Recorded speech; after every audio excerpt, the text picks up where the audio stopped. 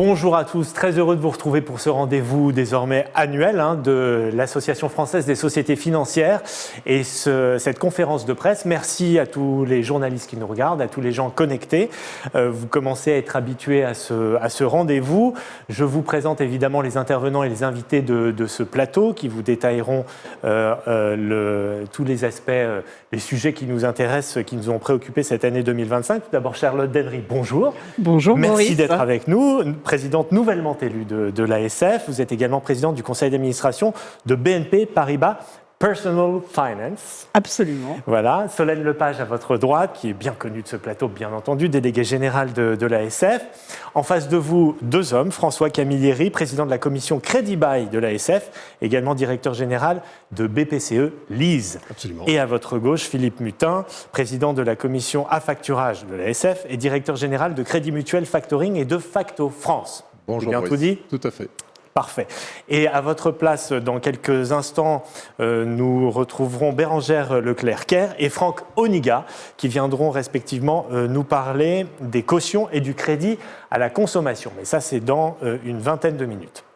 Tout d'abord, laissez-moi vous laisser entrevoir le sommaire de cette émission. Nous allons d'abord analyser les chiffres de l'activité 2025 au regard de l'enquête que nous avons réalisée à l'ASF, les dernières tendances constatées de conjoncture économique des entreprises et aussi bien entendu des ménages et enfin évidemment les grands enjeux à venir. Vous le savez, on se projette toujours dans les perspectives qui nous attendent. Vous le savez, cette émission est en live et interactive, donc vous pouvez tout à fait poser toutes les questions qui vous viennent à l'esprit. Il vous suffit simplement de les formuler sur vos écrans. Nous avons plusieurs sessions qui nous permettront d'y répondre le plus précisément possible en direct. Et vous pourrez également, après cette émission, toujours poser aussi vos questions. Nous nous efforcerons d'y répondre le plus précisément possible. Vous le savez, l'enquête complète annuelle vous sera envoyée juste après la fin de cette conférence de presse et elle sera de toute façon en libre consultation sur le site internet de l'ASF. Première question, Charlotte, comme il se doit. Est-ce que vous pourriez nous rappeler, en propos introductifs, quelles sont les prérogatives, quelles sont les missions de l'ASF ?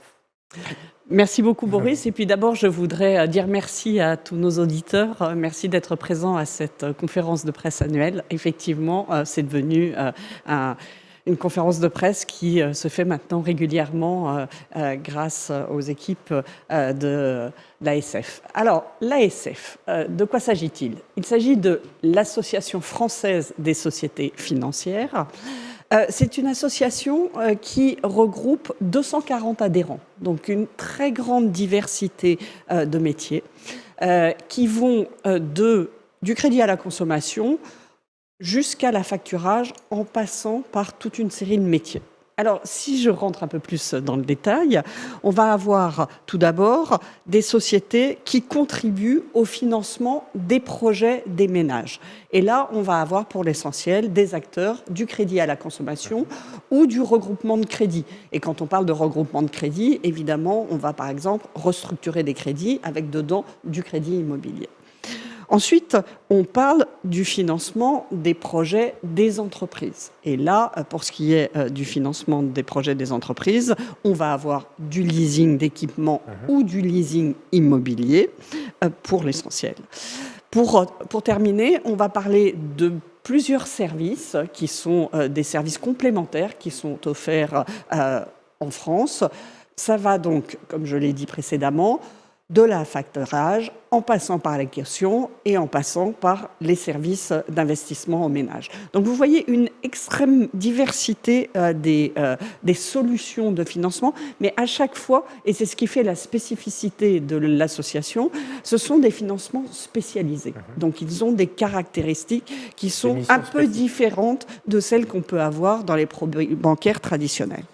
Alors, si on regarde le montant des financements qui sont faits par les adhérents de l'ASF, et on a des statistiques qui sont produites régulièrement, les dernières statistiques pour ce qui est des encours de financement à l'économie réelle sont de juin 2025, et elles nous disent qu'il y a 104 milliards d'euros de financement aux ménages, 104,7, et 207,4 milliards de financement aux entreprises. Si on regarde les flux, c'est-à-dire la production de nouveaux crédits, ce qu'on peut constater, et je trouve que ces chiffres-là sont extrêmement intéressants puisqu'ils donnent le poids de ces financements dans l'économie réelle française, ce qu'on constate, c'est que si on fait la division toute simple des crédits à la consommation financés par les acteurs de l'ASF divisés par les données de l'INSEE de consommation des ménages de biens d'équipement, on arrive à 9%. On arrive à 9%, ce qui prouve qu'il y a quasiment 10% de la consommation en France qui est financée grâce aux acteurs du crédit à la consommation. Et donc, en contraposé, s'il n'y avait pas d'acteurs du crédit à la consommation, c'est presque 10% de moins de la consommation qui serait dans l'économie réelle. Et de ce point de vue, on se positionne comment par rapport à nos partenaires européens ? Alors, je vous avoue que je n'ai pas la statistique européenne, mais que c'est une bonne idée pour pouvoir regarder ces éléments-là. On pourra essayer de voir si on a ce même type de statistiques avec les associations sœurs qui sont en Europe. Pour ce qui est des crédits à l'investissement et donc les crédits aux entreprises, le chiffre est encore plus significatif puisque cela représente 22,3% des crédits aux entreprises. Oui. Donc là, on voit bien que presque même 1 sur 4, près de 25%. Donc, pour les entreprises, les services spécialisés sont absolument indispensables pour financer l'économie réelle. Alors, si on regarde maintenant, vous me demandiez les missions de l'ASF.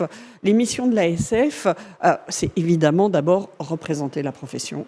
Représenter la profession auprès des parties prenantes. Alors, les parties prenantes, elles sont pour beaucoup des Matignon, Bercy, l'Élysée, mais aussi l'Europe. Très important, on va porter notre parole auprès de tous ces acteurs-là. On va aller expliquer l'importance, justement, de ces sociétés spécialisées pour le financement de l'économie réelle et la contribution au financement de l'économie réelle. On a aussi un service statistique de très bon niveau qui produit des statistiques qui, là, sont très utiles à l'ensemble des parties prenantes et qui sont publiées très régulièrement grâce à la consolidation des données qui sont transmises par l'ensemble des participants, des adhérents à l'association. On a un service de médiation. Ça, c'est très important, la médiation qui est de plus en plus sollicitée. Il y a une sorte de modification. Alors, médiation entre qui et qui ? Alors, la médiation, par exemple, du crédit à la consommation, qui va être entre le consommateur final et son entreprise qui lui a proposé un crédit à la consommation, pour trouver les voies et moyens d'arriver à des solutions de compromis ou de conciliation. Et on voit que la société, de manière générale, mais là, alors, vous me posiez la question de la comparaison avec les Européens, la société, et c'est le cas partout en Europe, se judiciarise de plus en plus. Et donc, pour éviter d'avoir à passer justement par les tribunaux, la médiation est un excellent outil et elle travaille de plus en plus. Oui, c'est important de le souligner. Et pour finir, on a aussi un rôle de formation des équipes des adhérents sur toute une série de sujets, notamment les sujets réglementaires, les sujets, puisque nous faisons de la veille réglementaire, et ensuite nous formons l'ensemble de nos adhérents pour leur faire comprendre les tenants et les aboutissants des nouveaux textes. Voilà un peu la variété des sujets qui sont traités par l'ASF. Parfait. Solène, maintenant à votre droite, bien connue par les gens qui nous regardent. Est-ce que vous pourriez, avant de donner la parole aux représentants des différents métiers de l'ASF, nous donner déjà les grandes tendances 2025 ? Alors, bonjour, à nouveau, bonjour Boris et bonjour à toutes et à toutes. Alors, évidemment, cette publication de nos résultats annuels d'activité est très attendue. Elle est très précieuse, effectivement, comme l'indiquait Charlotte. Ce sont donc des statistiques de production qui sont remontées à partir d'une collecte auprès de nos adhérents et qui donnent l'ensemble donc, de la tendance de 2025. Alors, comme l'on sait, 2025 s'est déroulé dans un contexte économique très incertain. On en reparlera, mais le contexte récent amplifie encore ces éléments. En tout état de cause, ce qui ressort de nos statistiques, c'est que c'est une année mitigée, mais avec des contrastes entre les métiers. Donc c'est ce que nous verrons de manière détaillée tout à l'heure avec nos intervenants. Mais à l'écran apparaissent donc justement ces grands agrégats par métier. Et pour en donner à ce stade effectivement un premier aperçu, nous constatons une baisse assez significative donc, sur les financements locatifs de l'équipement des entreprises à moins 6,1%. A contrario, le crédit bail immobilier, mais après 2 années de recul, c'est presque une compensation. Connaît une reprise à plus 6,8%. Et puis nous avons 3 métiers qui sont dans des étiages assez comparables. La facturage, plus 1,9%. Donc la croissance modérée pour la 3e année consécutive. Les cautions, plus 1,8% après 2 années où justement c'était assez atone, une reprise plus significative. Et puis le crédit à la consommation, plus 1,9%. Donc légère progression. On verra, et nos intervenants adhérents commenteront dans les détails ces chiffres, qui peuvent effectivement, selon des sous-segments, être tout à fait intéressants à analyser plus finement. Voilà en tout cas la première tendance qui effectivement est en ligne avec le contexte économique que nous connaissons, un contexte d'attentisme des acteurs économiques. Alors donc maintenant, pour entrer dans le vif du sujet et détailler métier par métier, nous allons commencer, vous l'avez vu avec le premier métier exposé sur ce tableau, les financements locatifs de l'équipement des entreprises. Et pour cela, c'est François Camilleri qui va nous le détailler. Est-ce que vous pouvez déjà nous dire quelques mots sur cette activité? En quoi ça consiste exactement? Oui, avec plaisir. Bonjour Boris et bonjour à tous nos auditeurs. Donc oui, ce qu'on appelle le financement locatif d'équipements d'entreprise, grosso modo, ce qu'on peut dire, c'est le leasing. Le leasing, qui est plus connu, mais ça revêt plusieurs formes de financement, mais qui ont un principe commun, qui est en fait une entreprise financière, qui sont nos adhérents, achète un bien d'équipement qui a été commandé ou qui a été choisi par notre client, dont il en a besoin pour son exploitation. Donc c'est nous qui achetons ce bien d'équipement. Nous lui louons pendant une certaine durée, la durée peut varier, mais une longue durée, entre 3 ans et 7 ans, grosso modo. Et puis ensuite, à la fin du contrat de location... Vous proposez une option d'achat. Selon certaines formules contractuelles, ça dépend. Il y a soit une option d'achat, soit il n'y en a pas. Et s'il y a une option d'achat, donc il peut en effet acheter l'équipement ou le restituer pour investir dans un nouvel équipement. Donc c'est absolument un outil qui est absolument essentiel à l'économie française. Charlotte a cité le chiffre tout à l'heure de 22%, c'est-à-dire c'est à peu près presque un quart des projets d'investissement des entreprises qui sont financés à travers ces différentes formules de leasing. L'avantage, c'est qu'on garde un équipement qui est toujours absolument. Alors, opérationnel et qui est renouvelé. Pour le client. Et ça lui permet évidemment d'étaler dans le temps le prix d'acquisition du matériel en fonction de la rentabilité qu'il en trouve. Ça lui permet de le renouveler aussi dans le temps. Ça lui permet de lisser la TVA. Ça lui permet aussi d'avoir des financements avec moins d'apport que peut proposer un crédit. Ça a aussi des avantages pour les banques qui le proposent, puisque du fait de la propriété de cet équipement, en fait, on va, selon cette formule, les banques vont être beaucoup plus appétentes pour pouvoir prêter à toutes les entreprises. Ce sont vraiment toutes les entreprises qui consomment le leasing en France. C'est plus de 50% des entreprises qui ont du leasing en France, depuis le professionnel jusqu'à la très grande entreprise. Il n'y a pas une seule entreprise qui, aujourd'hui, n'est pas concernée par ce métier, par cet outil de financement. Et ça concerne aussi tous les secteurs d'activité. Parce qu'en fait, à travers le leasing, ça peut être du transport, ça peut être de l'industrie, ça peut être du BTP, ça peut être du service, ça peut être de l'informatique. Donc vraiment, il n'y a pas un seul secteur d'activité en France qui n'est pas à utiliser le leasing. François, entre nous, s'il y a autant d'avantages, comment vous expliquez le chiffre 2025 ? Alors, le chiffre 2025, en effet, comme a été cité par Solène, il est un peu morose, moins 6% à peu près. La baisse avait commencé fin 2024. Donc, après, ça fait suite aussi à pratiquement 10 années de hausse ininterrompue. D'accord. Quand on met la parenthèse sur l'année 2020 du Covid, où forcément il y a eu une baisse à ce moment-là, mais ça a repris tout de suite dès fin 2020. D'accord. Et en fait, c'est à peu près 10 années de croissance, le leasing. Donc ça, il ne faut pas l'oublier. Donc oui, une baisse à partir de fin 2024.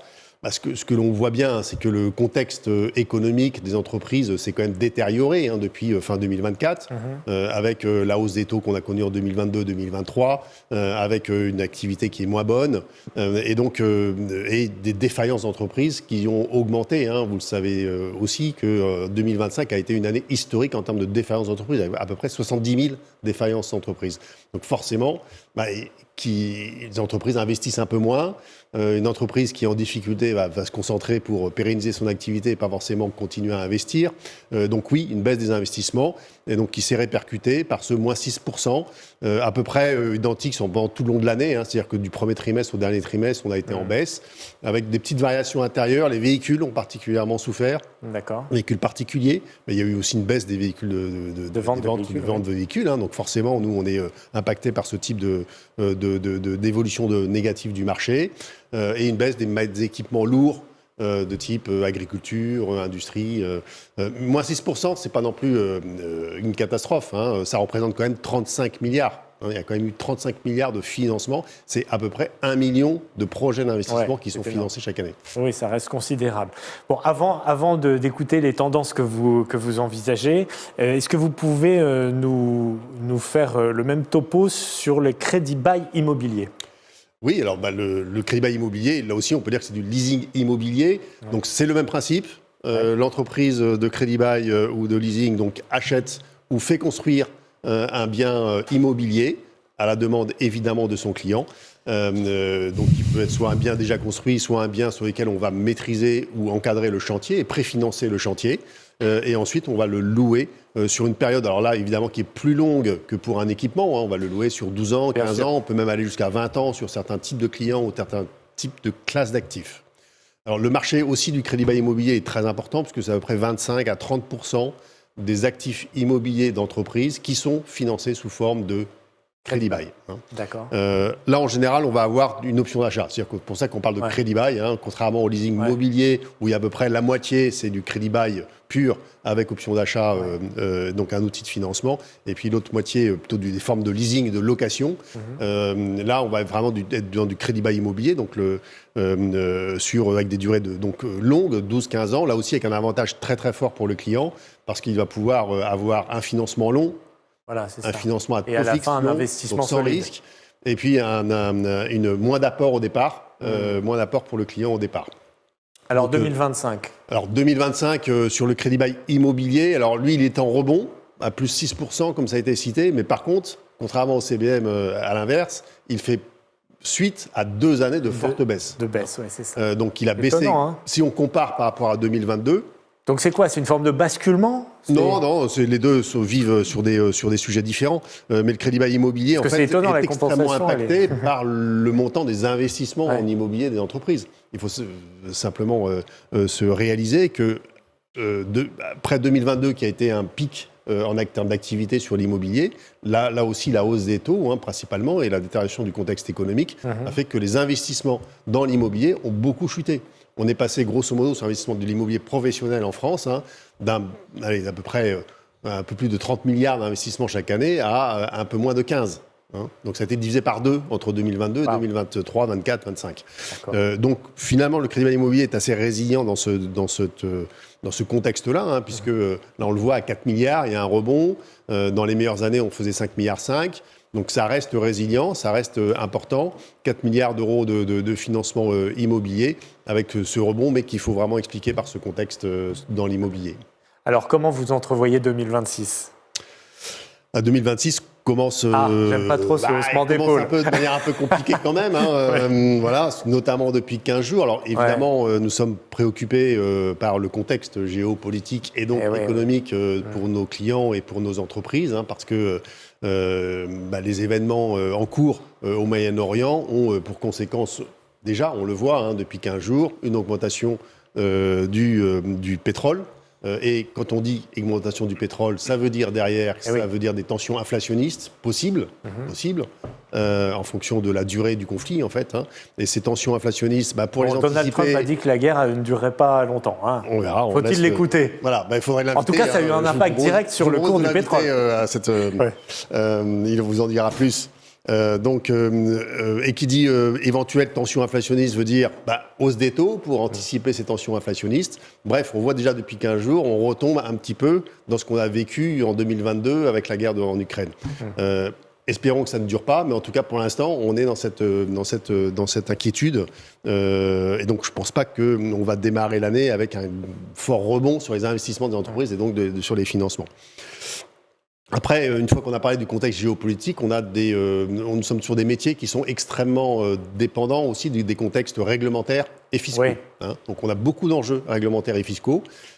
Pour les citer assez rapidement, et on y reviendra dessus s'il y a des questions plus en détail, nous en avons de deux ordres. Une évolution du contexte réglementaire et fiscal français, donc avec la facturation électronique qui arrive là en septembre, qui est important pour notre métier puisqu'on manipule, on traite énormément de factures, vous imaginez bien. Donc qu'est-ce que ça va changer? Ça va accélérer les process? Oui, ça va les accélérer, mais il faut aussi s'approprier ces nouveaux process, à la fois évidemment dans les établissements, mais aussi toutes les parties prenantes, les clients qui ont l'habitude des factures papier, qui vont devoir s'adapter, les fournisseurs, évidemment les clients, les maîtres d'œuvre en immobilier, etc. Donc nos établissements travaillent beaucoup sur ce sujet-là pour réussir cette transformation pour le mois de septembre. Ensuite, on a tout ce qui tourne autour du verdissement des flottes automobiles. Vous savez qu'il y a une trajectoire européenne extrêmement résolue, assez ferme, sur l'électrification des flottes d'automobiles, qui concerne les grandes entreprises. On l'a déjà en France avec la loi LOM, la loi d'orientation des mobilités. Et puis là, on est en train de discuter sur un nouveau paquet européen, une proposition de la Commission européenne qui va mettre des nouvelles contraintes dans l'électrification des flottes automobiles. Il faut bien faire attention sur comment est traité le leasing dans ces sujets-là. Voilà. Donc, je ne dirai pas plus, mais en tout cas, c'est un point d'attention pour nous, pour ne pas mettre trop de contraintes sur les sociétés de leasing, trop en avance ou trop en contrainte par rapport à nos clients qui feraient des choix différents. Et puis, nous avons aussi en réglementation fiscale quelque chose de nouveau sur lequel nous avons des discussions entamées avec Bercy sur la recodification de la TVA. Alors là, c'est un peu technique, mais donc je ne rentrerai pas dans le détail. Mais si on n'y prend pas garde aussi, c'est quelque chose qui a l'air banal comme ça, mais en fait qui peut impacter de manière très lourde ce beau métier du crédit bail et du leasing. Donc il faut aussi là faire très attention. Donc c'est un enjeu dans les semaines qui viennent. Parfait. Merci beaucoup pour ces propos très clairs. Donc nous avons déjà, si vous le souhaitez, une première session de questions. N'hésitez pas, vous le savez, en regardant cette émission, à poser vos questions. Une première question pour Charlotte ou pour Solène. Tiens. Le pourcentage de crédit à la consommation aux ménages par rapport au PIB a-t-il augmenté depuis l'an dernier ? Alors, il faudrait qu'on fasse le calcul. On n'a pas fait ce calcul directement sur le PIB.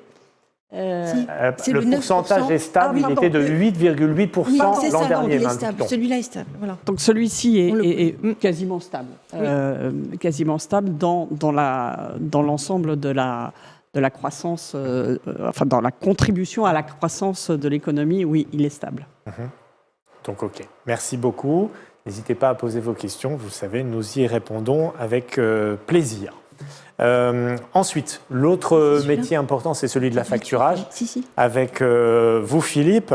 Est-ce que vous pouvez nous expliquer déjà les grands principes de la facturage ? Je sais que c'est vraiment un outil qui peut s'avérer très, très utile pour les entrepreneurs, en particulier quand on a des problèmes de trésorerie. Oui. Des up and downs. Exactement. Vous êtes bien au courant de ce que peut apporter effectivement la facturage. Peut-être un petit point de repère, il y a deux grandes modalités de financement de trésorerie d'exploitation en France, le découvert et l'affacturage. Le découvert, c'est un phénomène bien connu, un outil bien connu. L'affacturage est aussi de plus en plus connu, puisque ça fait très longtemps qu'il est en forte progression. La différence entre les deux, c'est que... Le coût Non, pas du tout. Non, le coût est tout à fait cher, non ? Non, les coûts sont assez comparables, mais simplement la technique de l'affacturage, ça permet d'avoir une relation extrêmement solide et dans le temps, et de traiter des cycles d'exploitation qui sont très diversifiés, de la forte croissance, qui est toujours dangereuse pour les entreprises, du repli à cause des phénomènes économiques qu'on vient de citer, des impayés, etc. Donc c'est une modalité forte croissance de dangereuse financement pour les entreprises. Oui, parce que ça tire le BFR à la hausse. Plus on croît, plus il faut de la trésorerie pour alimenter cette trésorerie. Et souvent, ça peut être un sujet important.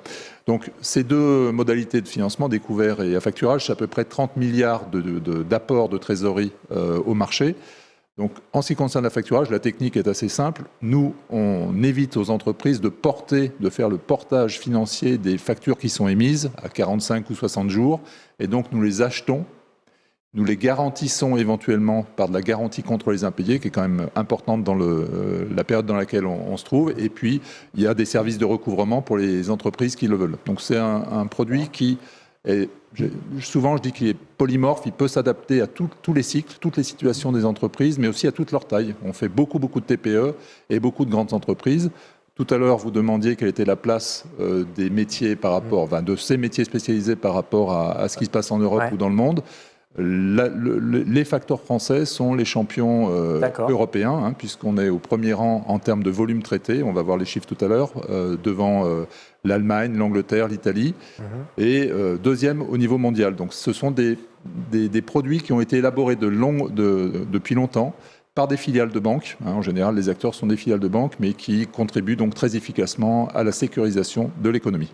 Très bien. Donc comment ça s'est passé en 2025 alors ? Alors 2025, on le voit à l'écran, c'est une croissance modérée, c'est le terme qui a été employé tout à l'heure par Solène. C'est le mot du jour. Voilà, mais c'est une croissance qui est, finalement, nous, on est un bon thermomètre, ou en tous les cas un bon révélateur de ce qui se passe dans l'économie. La croissance de l'économie, c'est 0,9% dans les chiffres officiels. Donc là, on est à 1,9. Il y a un peu d'inflation qu'on embarque évidemment dans les factures au fur et à mesure. Donc on est tout à fait en lien avec ce qui se passe dans l'économie. Ce qu'on peut noter quand même, c'est... D'abord que cette croissance, elle s'est faite surtout sur la fin d'année. Alors, on peut y voir quelque chose de positif, c'est-à-dire qu'il y aura une forme d'accélération quand même en fin d'année, ou alors plus de besoins de trésorerie, sans croissance, ça peut être une autre explication, donc une forte croissance. Et puis, ce chiffre de 440 milliards de factures achetées, il revêt, sa tendance revêt des situations très diverses. On a un marché domestique, donc quand on achète de la facture qui est destinée au périmètre français, c'est extrêmement stable. Donc ça montre bien que les entreprises françaises qui n'ont que des débouchés domestiques sont plutôt en difficulté. Et en revanche, la croissance se fait à l'export et sur les filiales d'entreprises françaises qui ont des débouchés effectivement à l'international. Parce qu'à l'export, cette année, c'est 15% de croissance. Donc ça, c'est plutôt un message positif. C'est que probablement, il y a un peu de traction de ce côté-là. Le deuxième élément intéressant en lien avec l'économie et notre actualité, c'est qu'évidemment, il y a des situations très diverses en fonction des secteurs d'activité. Donc on voit clairement que l'aéronautique, la défense, les services numériques et les services en général ont une pente qui est plutôt très positive, alors qu'évidemment, côté automobile, sous-traitance automobile, on en parlait tout à l'heure, certains pans d'industrie, pas tous, l'automobile, et puis la chimie, c'est beaucoup plus complexe évidemment, et donc on voit des chiffres d'affaires qui ont plutôt tendance à s'éroder. Donc voilà les explications qu'on peut donner sur 2025.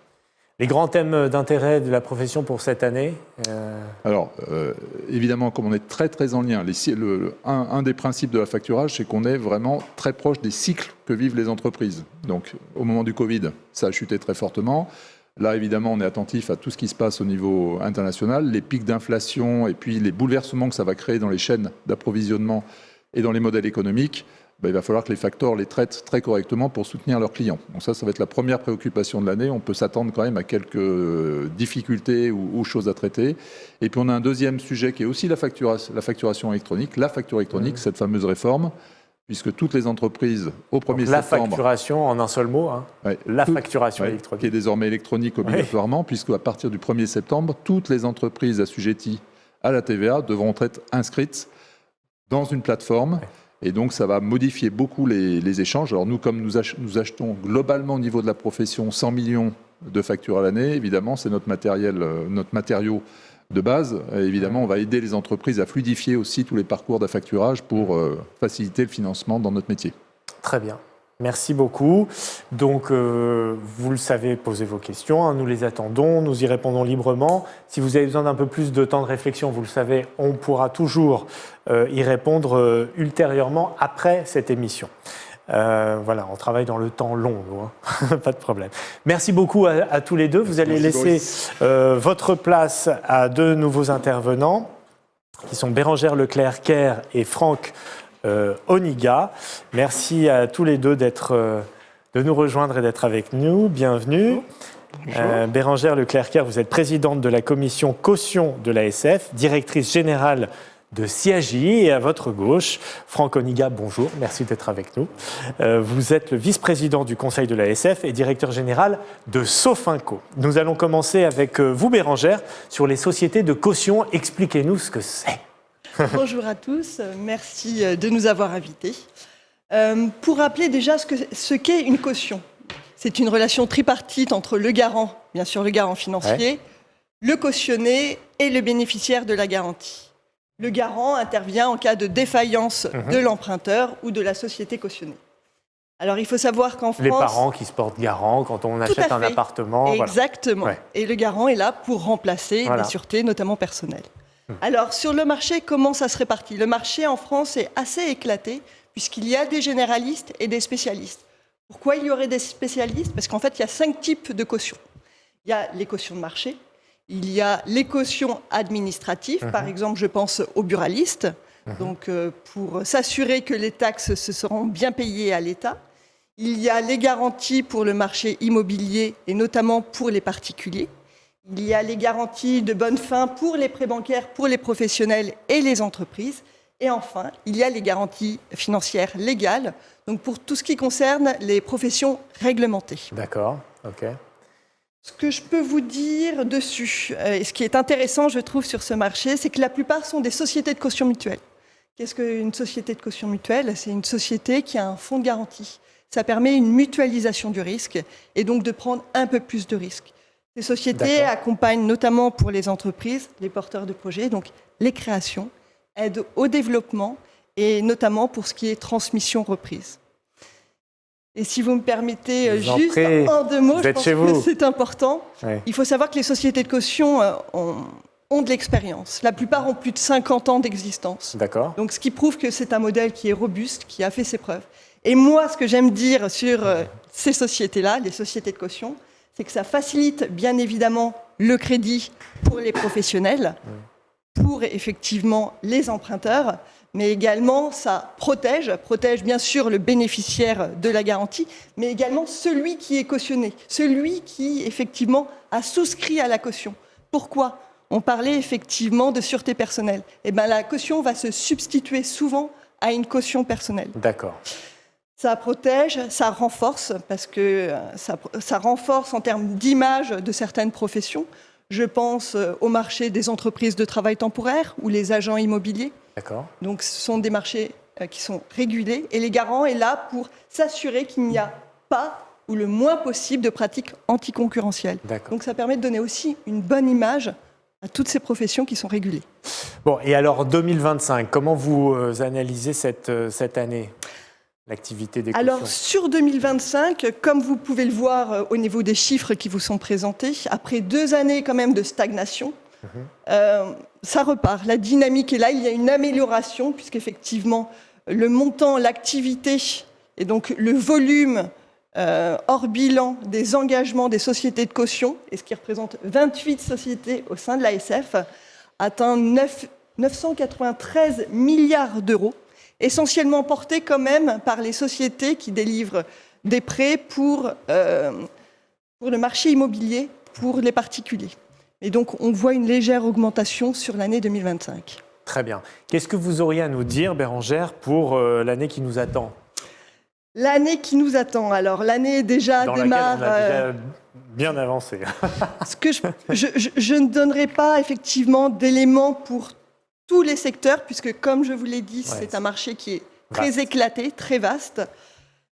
Au niveau économique, vous le voyez bien, il y a des turbulences et ce qui fait qu'au niveau des professionnels et des entreprises, on va dire qu'on est dans un marché plutôt attentiste où effectivement tout ce qui est investissement est assez stable pour le moment. On va plutôt attendre 2027 en espérant qu'il y ait une plus grande reprise. Année présidentielle. Exactement. Voilà. Pareil, même message, vous êtes totalement libre de poser vos questions en direct si vous le souhaitez. Le métier qui suit, c'est le crédit à la consommation. Et pour cela, c'est Franck qui est avec nous. Bonjour, merci d'être avec nous. Bonjour Maurice. Sofrinco. Est-ce que vous pouvez nous expliquer les différentes catégories de crédit à la consommation, Franck ? Oui, alors le crédit à la consommation touche à la fois le quotidien des Français et l'avenir des Français. On finance usuellement les biens d'équipement de la maison, du domicile, des voitures, et puis l'avenir des Français, puisqu'on finance également les grandes transitions. Alors ce qu'il faut retenir, c'est que vous avez deux grandes catégories de financement, les crédits classiques et la location avec option d'achat. Dans les crédits classiques, trois catégories, le prêt personnel qui n'est pas affecté à un projet spécifique, le crédit affecté que l'on trouve usuellement sur le lieu de vente, et le crédit renouvelable, qui a été profondément réformé en 2015. C'est l'ancien, pas très joli, crédit revolving, devenu crédit renouvelable. Ça n'a plus rien à voir, je pourrais vous en reparler.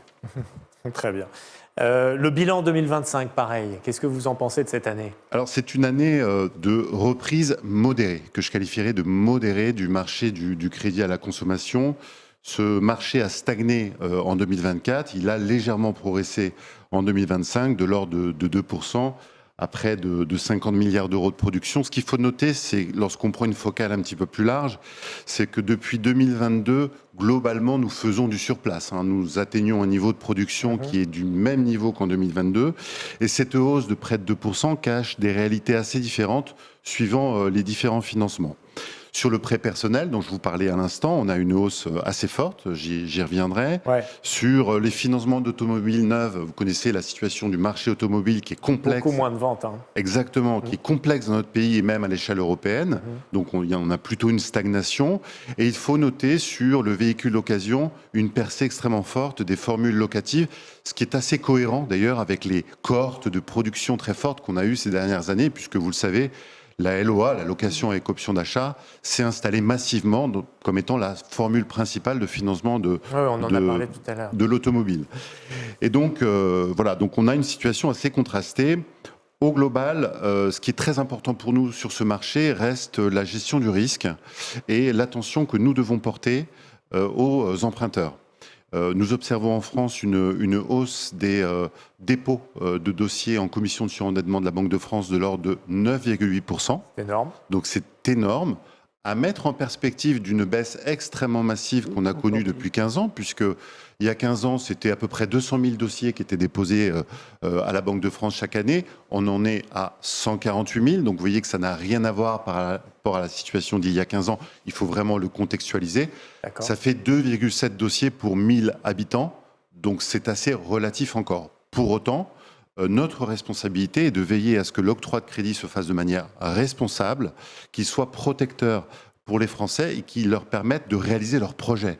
Car c'est ça notre métier, c'est rendre les projets possibles pour les Français sans les mettre dans des situations qui seraient problématiques. Donc nous devons, et nous disons oui souvent et non parfois. Et nous assumons les deux types de décisions. Ce que j'allais vous dire, responsable, ça veut dire quand même qu'on fait 2 fois plus attention avant d'accepter, avant de valider un dossier. Notre attention, elle est permanente, c'est notre métier, l'octroi et la gestion du risque. Et personne, pour pas qu'il y ait d'hiatus sur ce sujet-là, personne n'a intérêt à ce qu'un financement ne soit pas remboursé. D'accord. Ni l'emprunteur, évidemment, qui se met dans des difficultés que nous pouvons imaginer, ni l'établissement de crédit qui voit une partie de sa rentabilité obérée. Vous auriez quelques précisions à nous apporter sur le prêt personnel ? Alors, le prêt personnel a connu un espèce de yo-yo assez violent, puisque en 2023, il s'est violemment contracté. Ouais. Et souvenez-vous, en 2023, alors tout ça a commencé à l'été 2022, mais en 2023, on a eu une explosion du coût de refinancement qui a contracté puissamment les marges de l'ensemble de l'industrie et le volume de crédit disponible. Donc on a eu une baisse très forte que vous voyez à l'écran. Et donc nous sommes en phase de rattrapage de cette baisse extrêmement violente, puisque en 2025, nous avons enregistré une progression de plus de 6% sur le marché du crédit à la consommation et plus spécifiquement du prêt personnel. Très bien. Et le fameux crédit renouvelable ? Alors, le fameux crédit renouvelable, il est extrêmement utile puisque les Français sont de plus en plus appétents à avoir des solutions flexibles de gestion budgétaire au quotidien. Mais pareil, on est dans une situation plutôt de stabilité, quoi. Absolument. Stagnation. Et il est concurrencé par des formules qui émergent, sur lesquelles l'ensemble de l'industrie, et notamment des adhérents ASF, sommes extrêmement prudents et attentifs, qui sont les formules dites de BNPL, Buy Now, Pay Later, connues également sous les noms de N fois CB, de paiement fractionné. Vous savez, c'est ces possibilités qu'on a de payer en 3 ou 4 fois. Oui, c'est ça. Alors, les Français disent 3 ou 4 fois sans frais, puisque c'est souvent des formules qui sont sponsorisées par les marchands. Hein, c'est eux qui payent le taux d'intérêt. Et ces formules-là émergent puissamment, notamment auprès des jeunes. Et c'est un point d'attention pour nous. Très bien. On a donc... Ah oui, vous vouliez aussi nous parler, nous dire quelques mots sur la directive Crédit Conso. Je crois que c'est un sujet important en 2026. Oui, vous allez me parler de 2026 et 2026 va être assurément pour l'industrie du crédit conso une année de transposition réglementaire ou en tout cas de traduction dans nos fonctionnements de cette directive Crédit Conso. Petit retour en arrière, hein, la première directive Crédit Conso date de 2010, transposée en droit français par la loi Lagarde. Eh bien, 15 ans après, nous avons la suite de la directive. Elle a été adoptée au niveau européen en 2023. Adoptée par ordonnance en France en 2025 et elle rentrera en vigueur en novembre 2026. Alors ça peut sembler un peu technique ou trivial, comme ça n'est pas un sujet trivial justement, c'est que ce sujet-là va être extrêmement structurant pour la façon dont nous faisons notre métier, car il concerne à la fois l'octroi, la façon dont nous analysons la solvabilité, que le périmètre des financements, puisque typiquement les financements que j'évoquais tout à l'heure, le paiement fractionné va rentrer dans le champ d'application de la directive Crédit Conso. Donc ça, c'est novembre, hein, c'est la fin de l'année. Novembre 2026, ouais. Donc c'est demain. Donc c'est quelque chose d'assez mordant pour l'industrie. Les investissements que nous devons supporter pour être au rendez-vous sont assez massifs. Et je peux vous dire que nous sommes extrêmement attentifs à ce que l'ensemble des adhérents soient au rendez-vous de cette échéance réglementaire. Merci beaucoup Franck. On me dit dans l'oreillette que nous avons reçu une question sur l'affacturage, mais nous prendrons soin d'y répondre plutôt à la fin de cette émission, peut-être en présence de Philippe Mutin qui pourra peut-être nous rejoindre. N'hésitez pas à poser toutes vos questions, parce que nous arrivons déjà presque à la fin de ce rendez-vous. Une question pour Solène Lepage. Chaque année, vous savez, l'ASF publie un document très intéressant, c'est l'Observatoire des signaux faibles. Est-ce que vous pouvez nous en dire plus, Solène ? Oui, volontiers. Nous en parlons traditionnellement lors de cette conférence de presse parce que, d'une certaine manière, c'est le complément qualitatif de ce qu'on vous a présenté en termes de statistiques. Alors, c'est une publication trimestrielle. Pour la dernière, donc disponible, concernait le 4e trimestre 2025 et nous l'avons publié fin janvier. Mais à vrai dire, les tendances qu'il révélait sont très en ligne avec ce que nous commentons là. Et sa singularité, c'est en fait d'avoir des indicateurs. Nous sondons... C'est quoi des signaux faibles en fait. Voilà, qu'est-ce qu'un signal faible ? Qu'est-ce qu'un signal faible ? En fait, nous sollicitons l'appréciation de nos adhérents sur ce qu'ils ont vu sur le trimestre écoulé en termes de capteurs de risque, donc de santé des acteurs économiques, les entreprises et les consommateurs. Donc cela rejoint beaucoup des éléments qui ont été indiqués par nos intervenants. Figure, je crois, et projeté à l'écran, vous voyez, vous connaissez ce document, chers journalistes qui nous écoutez, mais voyez, vous avez des rubriques par métier et pour chacun de ces métiers, les indicateurs donc en question. Franck parlait tout à l'heure de ce qui va être les indicateurs Crédit Conso de la santé des ménages, ça va être les impayés, les premiers impayés. On avait vu, par exemple, au 4e trimestre, une tendance à l'augmentation de ces impayés qui n'étaient pas nouvelles, mais qui se confirmaient au 4e trimestre. On va regarder aussi les demandes de report. Et donc, là aussi, un phénomène haussier. Et l'octroi de crédit, ce qu'indiquait Franck sur la vigilance qui est apportée justement pour ne pas mettre dans l'inconfort l'emprunteur. Pour d'autres métiers, vous voyez, je pense par exemple à ce qu'on a dit sur l'affacturage, où Philippe Mutin a commenté des besoins accrus de financement à court terme qui peuvent se manifester en fait dans justement des demandes de tirage en hausse. Eh bien, nos adhérents le captaient effectivement aussi qualitativement sur le 4e trimestre. Voilà, je ne vais pas être beaucoup plus longue sur ce document, mais vous invitez à toujours le garder, à le consulter et à le mettre en regard de ce que nous commentons aujourd'hui. Très bien. Avant de laisser la parole à Charlotte Dennery pour les mots de conclusion, est-ce qu'on peut dire à Philippe Mutin de nous rejoindre en plateau pour répondre à une question qui vient de nous parvenir sur l'affacturage, qu'il n'hésite pas même peut-être à venir à mes côtés, si on peut l'équiper d'un micro.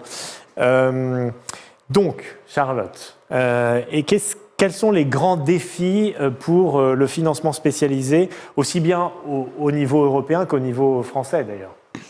Alors, vous avez eu l'ensemble des présidents des commissions spécialisées qui vous ont dressé un peu un panorama de la situation sur 2026. Ce que vous avez entendu, c'est que tout le monde parle de ce début d'année qui est assez incertain et dans lequel, évidemment, nous allons tous chercher à apporter notre contribution au financement de l'économie réelle, que ce soit pour les ménages ou pour les entreprises, dans un contexte où on sent quand même de l'attentisme de la part de tous ces acteurs économiques.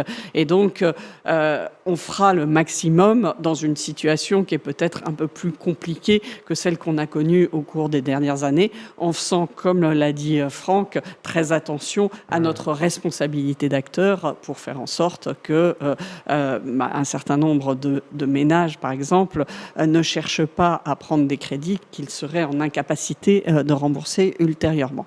Donc ça, c'est pour, je dirais, l'ambiance générale. Après, chacun d'entre eux vous a aussi parlé des éléments spécifiques, comme par exemple les sujets réglementaires ou les sujets de fiscalité, qui sont aussi des sujets qui sont beaucoup débattus. Vous avez probablement entendu les discussions à l'Assemblée nationale sur le projet de loi de finances de 2025 avec des impacts sur 2026. L'année dernière, nous avons été très présents pour donner notre position, nos points d'attention sur tous ces sujets-là. Je suis à peu près certaine que nous aurons également à le refaire l'année prochaine. Alors après, il reste l'Europe. Alors justement, on a quand même une nouvelle à donner à ceux qui nous regardent, c'est que vous avez rencontré la commissaire européenne au service financier, Madame Albuquerque. Est-ce que vous pouvez nous livrer quelques secrets d'alcôve ? Alors, effectivement, donc, nous avons eu l'honneur de pouvoir aller nous entretenir avec Solène et puis avec Yves-Marie Legrand de nos problématiques et donc nous entretenir avec la commissaire européenne auprès des services financiers. On l'a fait en février, donc il y a très très peu de temps. Il y a un mois. Il y a à peine un mois. Nous avons eu l'occasion d'abord de lui présenter l'ASF, un peu comme nous venons de le faire, de lui donner les principales statistiques concernant l'ASF, de lui montrer la part la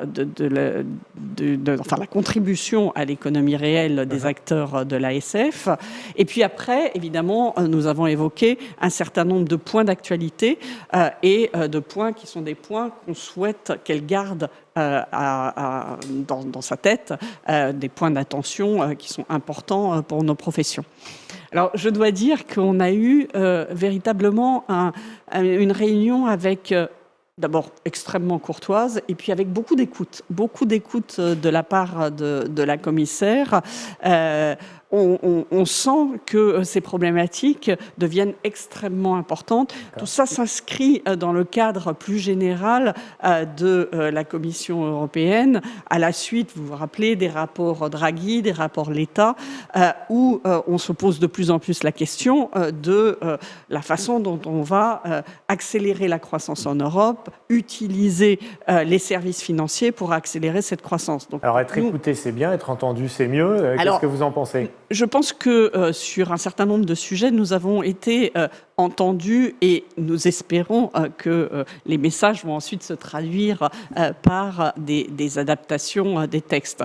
Le premier sujet, le point d'attention qu'on a évoqué, c'est le fait qu'il nous faut dans les calculs de besoins en capital de l'ensemble des sociétés, des règles plus proportionnelles et des règles qui tiennent compte véritablement du risque porté par les entreprises. On a notamment un sujet qui traîne déjà depuis plus de 10 ans et nous essayons de d'expliquer, de présenter à la Commission européenne, et vous savez que c'est elle qui est en charge de ce qu'on appelle la CRR, on essaie d'expliquer que le leasing, dès lors que c'est une activité qui a un collatéral, donc un actif qui est en garantie du produit, a un niveau de coût du risque qui est beaucoup plus faible que celui qu'on peut avoir sur un crédit traditionnel. Or, jusqu'à présent, dans le cadre des règles de Bâle, les besoins en capital sur cette activité sont calqués sur celles des crédits traditionnels. On a fait énormément d'explications de ce mécanisme. Là, l'EBA vient de relancer une étude et donc les adhérents sont chargés de transmettre des informations pour apporter la preuve sur la base des données effectives de ce moindre risque. Et nous avons insisté pour que les changements se fassent rapidement, puisque si on libère du capital pour les acteurs du leasing, mais ils pourront en faire beaucoup plus. On a déjà vu qu'ils faisaient 22,3% du financement des biens d'équipement. On pourrait aller bien au-delà. Donc voilà, c'est important de travailler sur ce genre de sujet. On a de la même manière des demandes pour réduire les exigences en capital du factoring. Donc Philippe Mittin nous en a parlé, pour tenir compte là encore, du plus faible niveau de risque de cette activité, dès lors que c'est une activité court terme. Donc ça, c'était notre premier sujet réglementaire et sujet lié aux normes de capital. Le deuxième sujet qu'on a évoqué et qui est extrêmement important pour tous nos adhérents, c'est le sujet de la simplification réglementaire et de la simplification administrative. Vaste sujet. Alors c'est un sujet qui maintenant est un sujet de préoccupation majeure de la Commission européenne, donc je pense qu'on est tombé au bon moment. Vous savez qu'il y a eu un certain nombre d'omnibus, ce qu'on appelle les omnibus. En fait, ce sont des règles de simplification qui sont soit déjà adoptées, soit qui sont en cours de réflexion.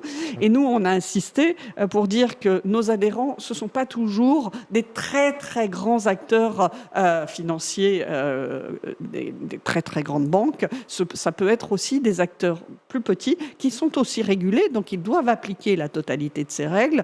Et quand on a un florilège de règles trop complexes, en termes de mise en œuvre, ça coûte extrêmement cher pour ces sociétés et ça n'est pas forcément adapté. Trop contraignant. Alors, on a évoqué en fait deux sujets. Le premier, c'était la CSRD, donc, qui est cette directive sur la durabilité, pour lequel on a remercié la commissaire parce qu'il y a eu un texte qui a été adopté par la Commission et qui vise à simplifier les règles imposées à toutes les entreprises pour leur reporting de durabilité. Simplement, on lui a fait passer le message que jusqu'à présent, la BCE, qui est notre régulateur final, n'avait pas adapté ses exigences de reporting à cette loi Omnibus. Et que par conséquent, si les entreprises, elles, ont vu leurs obligations allégées, ça n'est pas encore le cas des banques qui les financent ou des services financiers qui les financent. Elle a été très attentive à cette problématique-là et on espère qu'elle va arriver à faire bouger les lignes.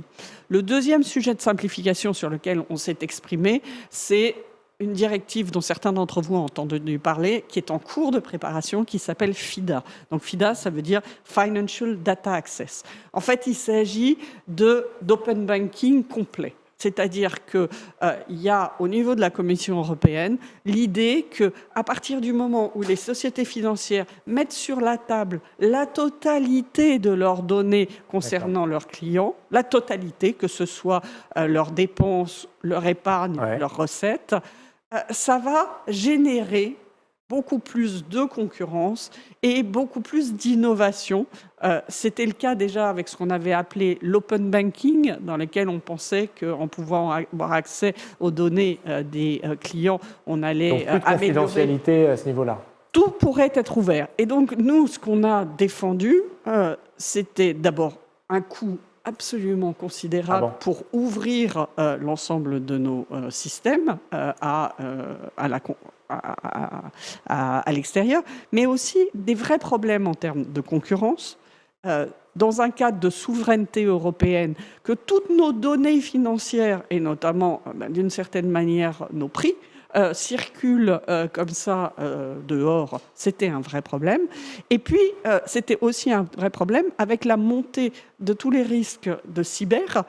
On voit bien que si ces données sont mal canalisées, mal encadrées, mal contrôlées, elles peuvent partir sur le web.